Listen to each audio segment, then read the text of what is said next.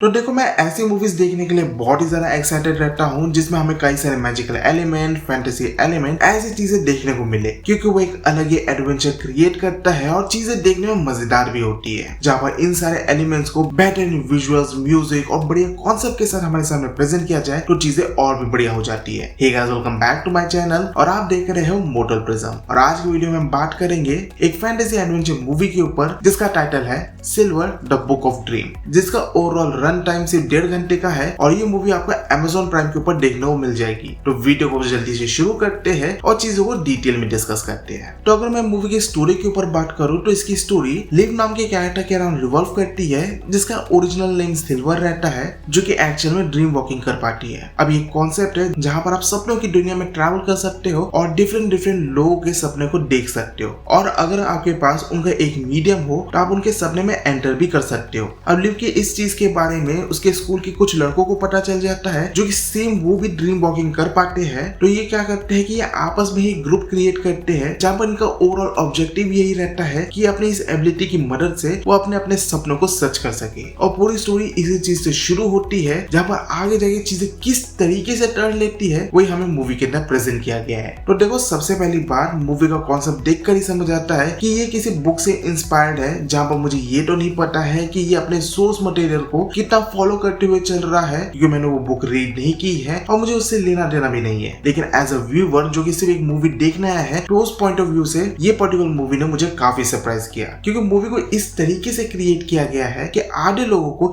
ये मूवी काफी अच्छी लगेगी और आधे लोगों को बहुत ही एवरेज सी मूवी लगेगी। जहां पर अगर मैं मूवी की थोड़ी डिटेल्स के ऊपर डिस्कस करूं तो सबसे पहली चीज जो आप मूवी के अंदर नोटिस करते हैं वो है इसमें दिखाए गए विजुअल्स। इसमें जो हमें VFX, CGI देखने को मिलता है, जो सिनेमेटोग्राफी देखने को मिलती है और जो कलर ग्रेडिंग देखने को मिलती है, वो सारी चीजें बहुत ही ब्यूटीफुल है। इसके एक एक सीन इतने कमाल के लगते हैं, इतने स्मूथिंग लगते हैं ना कि लगता है कि वॉलपेपर बना के दीवार में चिपका दूं। इतने प्यारे प्यारे सीन्स है इसमें। और जैसे होता है ना कि सपनों में कोई लिमिट नहीं होती, चीजों की इमेजिनेशन की कोई लिमिट नहीं होती है, वैसे यहाँ पर भी हमें देखने को मिलता है, जहाँ पर सपनों की दुनिया में अलग अलग जगह में अलग अलग हिसाब से हमें जो है लोकेशन प्रेजेंट किया जाता है, जो कभी कभार बहुत ही ज्यादा ब्यूटीफुल लगता है तो कभी कभार बहुत ही ज्यादा क्योटिक लगता है। लेकिन दोनों ही केस में चीजें बहुत ज्यादा एपिक होती है। एंड विजुअल्स तो अच्छे है ही, लेकिन इसके साथ साथ जो बैकग्राउंड म्यूजिक है, हर एक सिचुएशन के हिसाब से जो बैकग्राउंड म्यूजिक हमारे सामने प्रेजेंट किया जाता है, भाई बहुत ही बढ़िया है। मतलब इसके विजुअल्स और म्यूजिक का जो एक बेहतरीन हार्मनी हमारे सामने प्रेजेंट किया जाता है ना, उससे मूवी बहुत ही ज्यादा स्वीट बन जाती है। जहां पर अगर मैं अपना पर्सनली बोलूँ ना,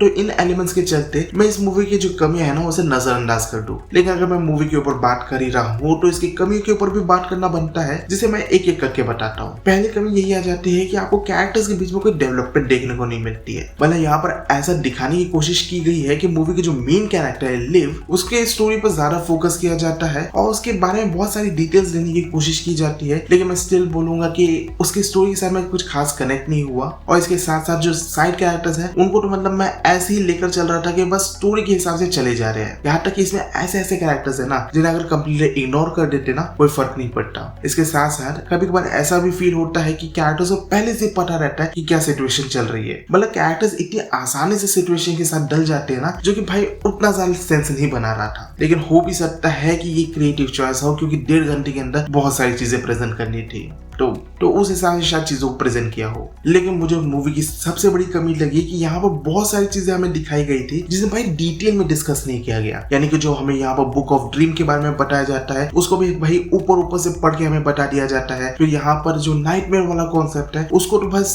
थोड़ा सा टच करके छोड़ दिया जाता है, और साथ ही साथ ड्रीम वॉकिंग के ऊपर जितना सारी चीजें चल रही है उसमें ज्यादा डिटेल में डिस्कस नहीं किया जाता, जो कि मुझे लग रहा था कि ये सारी चीजों को और डिटेल में डिस्कस किया जाता और मूवी का लेंथ बढ़ा भी देते ना तो भी मूवी बढ़िया होती। और ये सारी चीजें अगर अच्छे से सेट हो जाती ना, ये मूवी डेफिनेटली थिएटर्स में आने लायक थी फिर। लेकिन अब भाई OTT में है तो OTT के हिसाब से ही देखेंगे। लेकिन हाँ, मैं जरूर रिकमेंड करूंगा कि अगर ये मूवी देखनी है तो बड़े स्क्रीन में ही देखना, ताकि आप इसके विजुअल का अच्छी तरीके से फील कर सको। तो फाइनली अगर मैं इस कंक्लूजन में पहुंचूंगा कि आपको ये मूवी देखनी चाहिए कि नहीं, तो मेरा सिंपल सा आंसर होगा यस। इस मूवी को UA 16+ की रेटिंग मिली है और उस हिसाब से मूवी में ना तो आपको कोई खास वॉयलेंस देखने को मिलता है और ना ही यहाँ पर आपको कोई सेक्सुअल सीन्स देखने को मिलते हैं। बस एक न्यूडिटी वाला शॉट है और इसके चलते ही मैं ये मूवी जो है फैमिली के साथ देखना रेकमेंड नहीं करूंगा। मतलब अगर ये चीज रिमूव हो जाती ना तो डेफिनेटली ये मूवी देखने लायक थी। तो ये था मेरा complete review over the movie silver the book of dreams. Hope करता हूं आपको ये वीडियो इन्फॉर्मेटिव लगा हो और अगर आप मेरे इसी तरह के फ्यूचर कंटेंट को देखना चाहते हैं तो आप मेरे चैनल को सब्सक्राइब कर सकते हो। मैं मिलता हूं नेक्स्ट वीडियो में और कुछ नए रिव्यूज के साथ।